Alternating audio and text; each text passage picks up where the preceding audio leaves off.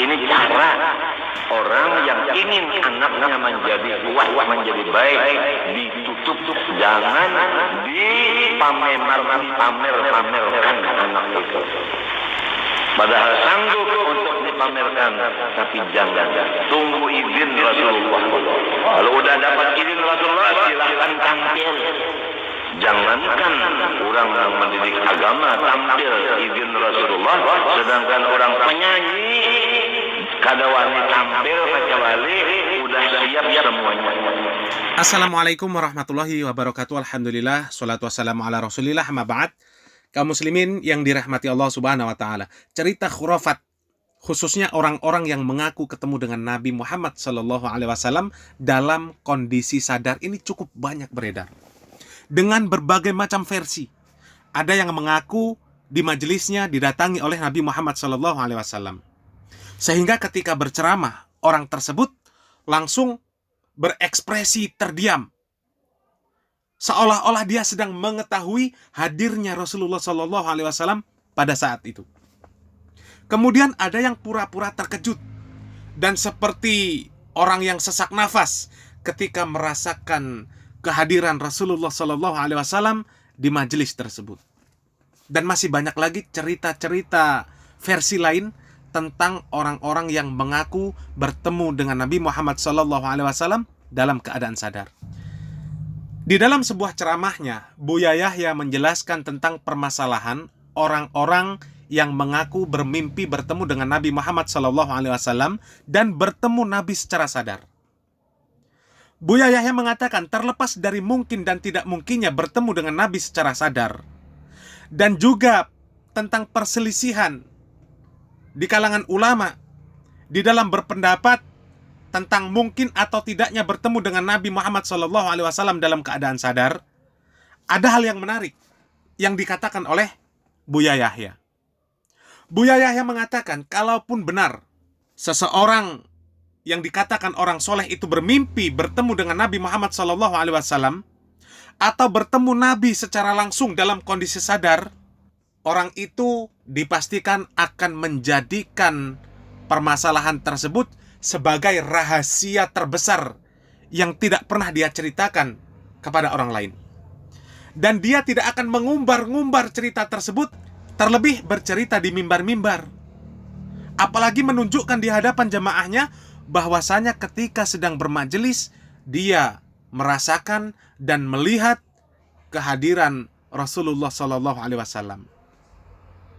Dan Buya Yahya mengatakan, orang yang menunjukkan, yang menceritakan bahwasanya dirinya bertemu dengan Rasulullah SAW baik di dalam mimpi maupun secara nyata, itu adalah kebanyakan bohong. Kebohongan yang dibuat agar dimuliakan oleh jamaahnya, agar dianggap sebagai wali. Dan kalau memang sudah masyhur dianggap wali, maka hal yang seperti itu adalah untuk memamerkan kewalian, untuk menunjukkan kepada khalayak bahwasanya dirinya punya karomah. Dan kemudian ada satu lagi yang menarik. Habib Rizik pun di dalam sebuah ceramahnya membantah orang-orang yang sering menceritakan bahwasanya dirinya bertemu dengan Nabi Muhammad SAW dalam keadaan sadar. Dan Habib Rizik mengatakan itu adalah cerita-cerita khurafat. Kita simak videonya. Kenapa kita mesti bawa khurafat? Ana sendiri suka malu kalau mendengar ada seorang muda, tidak perlu saya sebutkan namanya, sedang mengajar umat begini di Jakarta, tiba-tiba apa dia katakan? Diam semua. Nabi sedang masuk. Diam semua, Nabi sedang masuk. Semua diam, umat seperti terhipnotis, diam. Setelah itu Nabi sudah jalan, Nabi kirim salam kepada Anda semua. Apa ini? Ini khurafat minal makdzubat. Saya termasuk yang protes keras hal-hal semacam ini. Andai kata pun benar,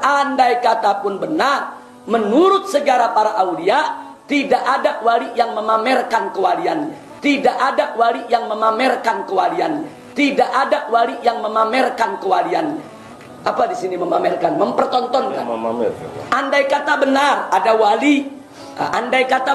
wali yang melihat satu keajaiban sedemikian rupa, tak ada wali yang mempertontonkan keajaibannya di hadapan umat. Para aulia tawadu. Mereka justru menutup, enggak menjadikan fitnah. Itu yang pertama. Yang kedua soal mimpi-mimpi. Dikit-dikit cerita mimpi ketemu Rasulullah. Tadi pagi habis coffee break bersama Rasulullah. Tadi malam makan malam bersama Rasulullah. Saya sering dengar berita-berita macam itu. Ini semua khurafat sengaja untuk menipu umat, menipu orang awam yang kurang pendidikan. Jadi bukan hanya di Malaysia saja yang tertipu, di Indonesia pun juga banyak yang tertipu. Saya dan Habib Umar Asy-Syatiri bukan tidak percaya karamah. Kita beriman ada mukjizat, ada karamah untuk aulia, ada mukjizat untuk anbiya. Tapi jangan lupa cerita mukjizat dan karamah ini sanadnya mesti jelas. Mukjizat Nabi saja kita periksa sanadnya betul atau tidak, siapa perawinya. Karena kan nggak boleh kalau Nabi nggak ada satu kejadian yang dilakukan oleh Nabi kita ceritakan, man kadzdzaba alayya muta'ammidan falyatabawa maq'adahu minan nar, kata Nabi. Barang siapa yang berdusta atas namaku, kemudian dia sampaikan satu hadis atas namaku berdusta, maka dia akan mengambil bagian tempatnya di api neraka. Jadi artinya mukjizat Nabi saja mesti kita periksa, mesti kita teliti, mesti kita lihat betul atau tidak itu terjadi. Bagaimana karamat-karamat para wali? Nah, jadi karamat para wali selama sanadnya betul, sanadnya kuat dari orang-orang terpercaya, kita beriman dengan adanya karamat. Tapi kalau karamat itu nggak jelas dari siapa yang bicara, juga nggak jelas bagaimana dia punya iman dan takwa, ini banyak khurafat makdzubat untuk menipu. Kaum muslimin yang dirahmati Allah Subhanahu wa taala, Buya Yahya dan Habib Rizik, mereka berdua adalah aswaja yang tidak disukai oleh kebanyakan aswaja. Mengapa demikian? Karena mereka adalah aswaja yang garis lurus. Di banyak permasalahan, di banyak hal, pemahaman mereka berdua itu sangat jauh dari kebanyakan orang yang mengaku aswaja. Di mana ketika tokoh aswaja mencela jenggot, mencela cadar, mencela celana di atas mata kaki atau cingkrang, maka Buya Yahya menekankan bahwasanya itu bagian dari syariat dan itulah yang benar yang tidak boleh dicela. Kemudian Habib Rizik Syihab yang menolak berbagai macam bentuk kemaksiatan dan menolak adanya berbagai macam fasilitas kemaksiatan ketika kebanyakan orang yang mengaku aswaja mencampur adukkan antara kebaikan dan kemaksiatan. Kemudian Habib Rizik Syihab menolak kaum muslimin dipimpin oleh orang kafir ketika kebanyakan orang-orang yang mengaku aswaja memuji dan mengidolakan, kemudian menginginkan orang kafir menjadi pemimpin mereka.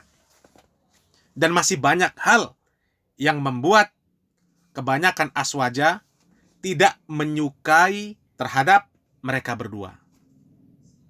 Karena memang kebanyakan mereka yang mengaku aswaja saat ini, mereka sudah terkontaminasi oleh pemahaman-pemahaman dan pemikiran-pemikiran orang-orang liberal. Karena memang pemahaman liberal itu sangat sejalan, sangat sesuai dengan hawa nafsu. Mengatakan orang beragama apa saja, kalau orang itu baik, maka akan masuk surga. Kemudian, tidak boleh menganggap bahwasanya Islam agama yang paling benar dan agama selain Islam salah. Kemudian mengatakan memakai jilbab tidak wajib karena jilbab hanyalah budaya. Kemudian masih banyak lagi pernyataan-pernyataan orang-orang liberal yang sesat dan menyesatkan. Dan tidak sedikit mereka yang mengeluarkan perkataan tersebut adalah seorang dai. Mereka seorang dai yang mengatakan perkataan-perkataan kufur yang seperti itu. Maka kita kaum muslimin harus berhati-hati. Berhati-hati di dalam mengambil ilmu. Harus diperhatikan. Karena di akhir zaman akan ada dai-dai yang seolah-olah mereka menyeru kepada kebaikan, akan tetapi pada hakikatnya mereka menyeru kepada pintu-pintu neraka. Oleh karenanya, seorang ulama ahli fikih, Abu Bakar Muhammad bin Sirin al-Basri rahimahullah, beliau mengatakan, sesungguhnya ilmu ini adalah agama. Maka lihatlah dari siapa kalian mengambil agama kalian. Semoga bermanfaat. Barakallahu fikum. Wassalamualaikum warahmatullahi wabarakatuh. Ini manhaj syar'i. Rasulullah kabarkan tentang hal tersebut. Ada dai-dai yang mengajak kemana? Ke neraka jahanam. Orang-orang yang mengajak kepada jurang, ya, supaya jatuh ke dalam jurang, terus setelah itu kita biarkan saja. Oh, nggak apa-apa. Ya, itu urusan dia. Urusan dia. Ada baiknya kamu ambil, ada jeleknya tinggalkan saja. Hah? Tidak ada metode Islam seperti itu. Dan bukan penasihat orang yang seperti itu. Orang yang merupakan penasihat itu, ini bahasa Nabi SAW, diingatkan kejelekan supaya umatnya jangan jatuh di dalam kejelekan tersebut. Perhatikan bahasa Hudzaifah. Bertanya lagi Hudzaifah. Ya. Setelah ada dai-dai yang ternyata mengajak kepada pintu-pintu neraka jahanam, kata Hudzaifah, "Ya Rasulullah, sifhum lana." Ya Rasulullah, sebutkan sifat mereka untuk kami. Bagaimana sifatnya? Apa tanda-tandanya, ciri-cirinya? Iya. Kata Nabi SAW, "Nam qaumun min jildatina wa yatakallamuna bi alsinatina." Kata Nabi SAW, ada satu kaum dari warna kulit kita juga, berbicara dengan lisan kita. Berbicara dengan apa? Lisan kita. Jadi ini menunjukkan bahwa mereka dari umat Islam. Bahasa yang dia pakai bahasa-bahasa umat Islam juga. Iya. Kadang dia berdalil dengan ayat, dengan hadits. Jelas ya? Karena dia berbicara dengan lisan kita. Kadang dia jago bahasa Arab. Iya. Tapi Nabi sudah sifatkan bahwa mereka adalah apa? Du'atun ala abwabi jahannam. Dai-dai di atas pintu-pintu neraka jahannam. Nasallallahu al-afiyah. Ini fitnah yang berkejamuk sedemikian rupa. Maka waktu itu Hudzaifah bertanya, "Ya Rasulullah, fama tara in adrakani dalik?" Ya Rasulullah, kalau begitu apa pendapatmu? Kalau saya didapati oleh hal yang seperti ini. Hah? Kata Nabi SAW, "Talzam jama'atal muslimin wa imamahum." Kamu berkomitmen bersama jamaah kaum muslimin dan imam mereka. Ini nanti saya akan terangkan di antara 10 kaidah. Sebab ini kaidahnya Nabi SAW. Kamu berkomitmen terhadap jamaah kaum muslimin dan imam mereka. Hudzaifah tanya lagi, "Ya Rasulullah, faqultu fa illam yakul lahum jamaah wala imam." Kalau misalnya waktu itu tidak ada jamaah dan tidak ada imam, maka kata Nabi, "Fa'tazil tilkal firqa kullaha." Tinggalkan seluruh firqa-firqa tersebut. Tinggalkan seluruhnya.